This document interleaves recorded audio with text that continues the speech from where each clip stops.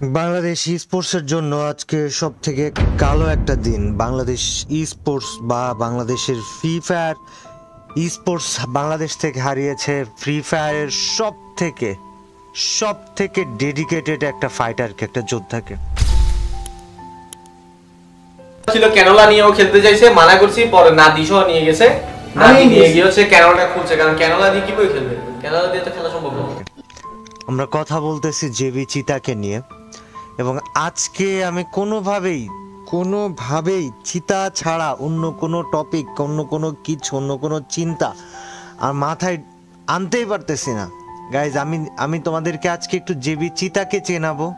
একটু জেবি চিতাকে তোমরা হয়তো গেমে চিনো, ওর গেম খেলা দেখেছো বা ওর গেম প্লের ফ্যান ছিলে, বাট বাস্তবতা বা বাস্তবে চিতা কি বা চিতার বাস্তবতাটা কি, এগুলো আজকে একটু তোমাদের সাথে শেয়ার, মানে আমি আজকে চিতাকে নিয়ে দুটো কথা না বললে আমার আজকে ভালো লাগতেছে না। আমি পুরাটা টাইম, আমি যখন থেকে শুনছি যে চিতা আর নাই, চিতা ইন্তেকাল করছে গতকাল রাত 2টার সময় মিরপুর 11-তে সে চিকিৎসাধীন অবস্থায় ইন্তেকাল করছে, তারপর থেকে আমার মাথা থেকে যাচ্ছেই না যে চিতার সাথে আর মাত্র 3 দিন আগেও আমরা কলে কথা বলতেছিলাম। তো ওই সময় চিতা বলতেছে যে ভাই, আমি ইন্ডিয়া যাব, আমি ইন্ডিয়া যে আমার আমার আমার অপারেশন করাবো ভাই, আমি দোয়া করেন, আমি সুস্থ হয়ে ফিরে আসতে চাই ভাই, আমি সুস্থ হয়ে ফিরে আসি ভাই, দোয়া করেন। আমরা ভাই মানে ও এই যে জব ব্রেকার স্কোয়াডটা, এটা বাংলাদেশের সব থেকে কনসিস্টেন্ট একটা স্কোয়াড। আমি কখনো হয়তো এত আহামরি ওদেরকে বড় করে দেখায় ভিডিও টিডিও বানাইনি, কিন্তু মানে বড় করে দেখানোটা আমার ভালো লাগে নাই, কিন্তু ওদের যে কনসিস্টেন্সি, বাংলাদেশ ই স্পোর্টসের ইতিহাসে ওদের যে অবদান, জব ব্রেকার্স এই নামটার যেই মানে এই নামটার যে মাধুর্য, এই নামটার যে ভালোবাসাটা কাজ করে নামটা শুনলে, এটা বাংলাদেশে আর কোন টিম আছে বা কোন টিমের প্রতি এরকম কাজ করে? হয়তো অন্য টিমের প্রতি বাকিদের কাজ করতে পারে, বাট আমার ওরা বাদে আমার কারোর প্রতি এই ফিলিংসই কাজ করে নাই। এবং জব ব্রেকার্স আমার সাথে কানেক্টেড হয়েছে খুব কাকতালীয় ভাবে। তোমরা হয়তো যারা পুরাতন প্লেয়ার আছো, হয়তো যারা নতুন তারা জানবা না, এরা জানার কথাই না, যারা পুরাতন তারা জানবে যে জব ব্রেকার্স মানে ছিল নাইম আলমের স্কোয়াড। আর নাইম আলম আর আমার সম্পর্কটা ছিল একটু আলাদা রকমের, এবং নাইম আলম যখন ফ্রি ফায়ার ছেড়ে দেয়, জব ব্রেকার্স তখন মোটামুটি হারাই যায়, বলা চলে হারাই গেছিল, ওরা ছিল না, ওরা গায়েব হয়ে গেছিল। হঠাৎ করে রোড টু গ্লোরি টুর্নামেন্ট আসে, আর ওই সময় শোয়েব ভাই এসে আমাকে বলে, কাব্য তোর কি স্কোয়াড রেডি হয়েছে? ততক্ষণে মিস্টার চিপোলার, গেমিং উইথ তালহা বলো, জিকু ভাই বলো, জারাগা বলো, রোস্টেড বলো, মানে সব ইউটিউবারই তাদের টিম ফিক্স করে ফেলেছে। আমার তখনও কোনো টিম নেই, আমি প্যারাও নিচ্ছি না যে দূর, এটা নিব না, একটা টিমকে নিব না। তো বললো যে জব ব্রেকার্স আছে ফাঁকা। জব ব্রেকার্স ফাঁকা আছে মানে? যে জব ব্রেকার্স তো এখনো কারোর সাথে যায় নাই। তুমি কি বলো, জব ব্রেকার্স আবার খেলতেছে? হ্যাঁ, ওরা তো রিসেন্ট টাইমে ব্যাক করছে।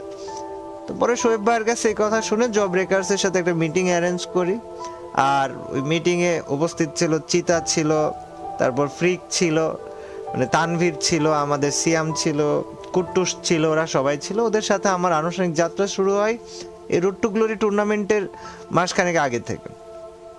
এর মাঝখানে আমরা রোড টু গ্লোরি টুর্নামেন্ট খেলি, হেরে যেতে যাই, মানে 5টা ম্যাচ, ভাবো যে 6 নম্বরেরও পরের পজিশনে আমরা আছি দাম করে।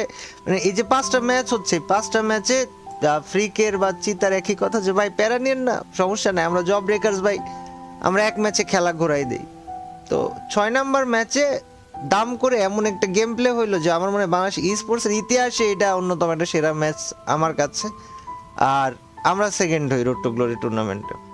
তো চিতা, ওই সময় চিতা, ফ্রিক, কুট্টুস সবাই ছিল। চিতার স্পেসিফিকভাবে আমি যদি বলি, চিতার ইচ্ছা ছিল যে ওরা 2021 না 22-এর এফএফবিসিতে ওরা সেকেন্ড হয়েছিল, রানার্স আপ হয়েছিল। ওদের ইচ্ছাই ছিল বা চাহিদাই ছিল যে এফএফবিসিটা জিতবে, এফএফবিসি চ্যাম্পিয়ন হবে, ওদের সে অ্যাবিলিটি আছে। তো সিয়াম মূলত, আমি সিয়ামের সম্পর্কে একটু তোমাদেরকে আজকে বলি। সিয়াম হচ্ছে ইন্টারমিডিয়েটে পড়তো, যদিও ওর একটু গ্যাপ গিয়েছিল, না হলে ও এবার এসএসসি দিত।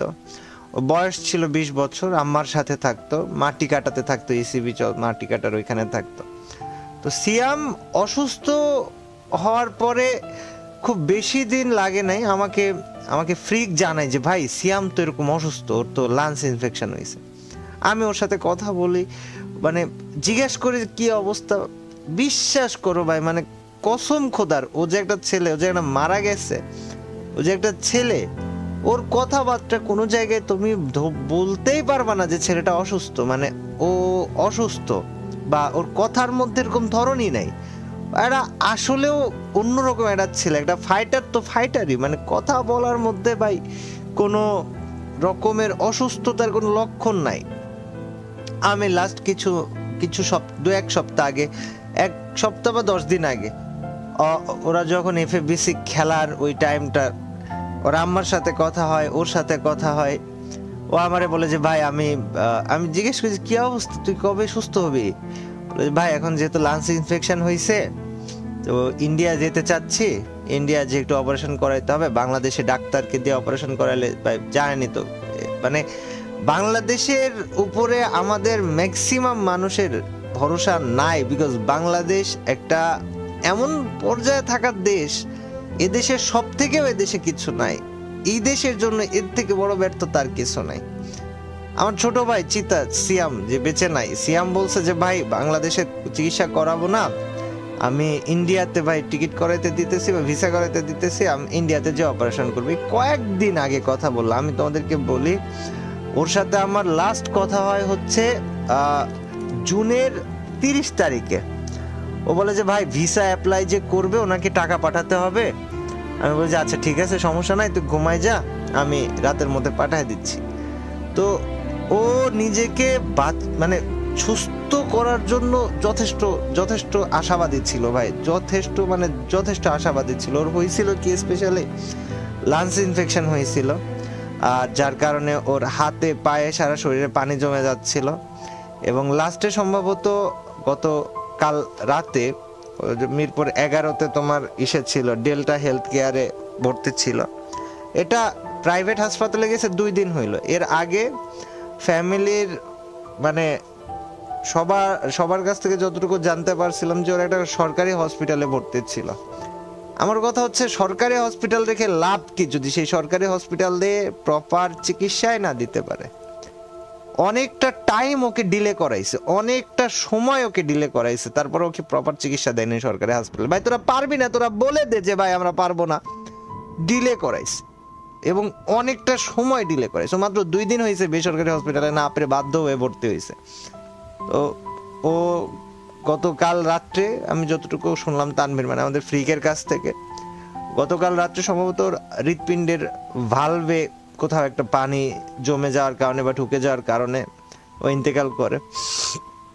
তবে ওর অনেক বাঁচার ইচ্ছা ছিল, অনেক চেয়েছিল সুস্থ হয়ে ফিরে আসবে, অনেক করে চেয়েছিল। ওকে তানভীর মানে ফ্রিক অনেকবার ওয়ার্নিং দিছে যে তুই এভাবে ডিলে করিস না, এটা দ্রুত অপারেশন করা। ও মানে কিছু বলার নেই। আর তোমরা যারা ভাই ই স্পোর্টস দেখো, আমি তোমাদেরকে বলি, যারা ই স্পোর্টস দেখো বা ভালোবাসো বা স্পোর্টস লাভার আসো, মানে জব ব্রেকার স্কোয়াড ফ্রি ফায়ারের বাংলাদেশের ই স্পোর্টসের শুরু থেকে আজ পর্যন্ত থাকা সব থেকে আমি আবারও বলতেছি সব থেকে বেশি কনসিস্টেন্ট থাকা স্কোয়াড, এই স্কোয়াডের তানভীর মানে আমাদের ফ্রিক 22, ওরা ফ্রিক, নাইম আলম, চিতা, মানে এই নামগুলো যখন একটা ম্যাচে আসতো কি যে হইতো, যারা পুরাতন প্লেয়ার শুধু তারাই জানে, তা বাদে কেউ হয়তো বুঝতেও পারবে না। আর এই জব ব্রেকার্সের ওই নাইম আলমের সাথে থেকে ওই সময় মাথা নষ্ট গেম প্লে তখনও চিতা দিত, এখনো চিতা দিয়েছে। এফএফবিসি টাইমে ও হসপিটালে ভর্তি, ওর কোনোভাবে হসপিটাল থেকে বের হওয়ার কোনো নিয়ম নাই। ও এফএফবিসি শুরু হওয়ার 5 মিনিট আগে হসপিটাল থেকে পালায়ে হোটেলে আসছে, ম্যাচ খেলছে, আবার পালায়ে চলে গেছে হসপিটালে। একটা ছেলের একটা টুর্নামেন্টের প্রতি, ই স্পোর্টসের প্রতি, গেমের প্রতি কোন লেভেলের ডেডিকেশন থাকলে আর কোন লেভেলের তার কিছু একটা পাওয়ার ইচ্ছা থাকলে সে নিজের জীবনের ঝুঁকি নিয়ে হইলেও এত দূর যাইতে পারে।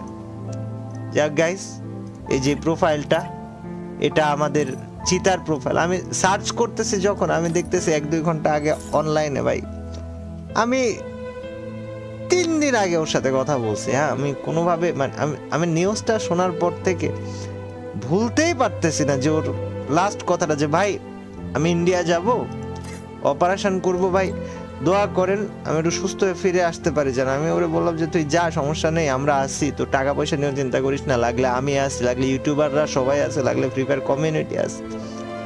আসলে টাকা পয়সাটা মেন না, আল্লাহ তাআলা যাকে যখন যেভাবে নিয়ে যাওয়ার তখন সেভাবে নিয়ে যাবে, এটাই স্বাভাবিক।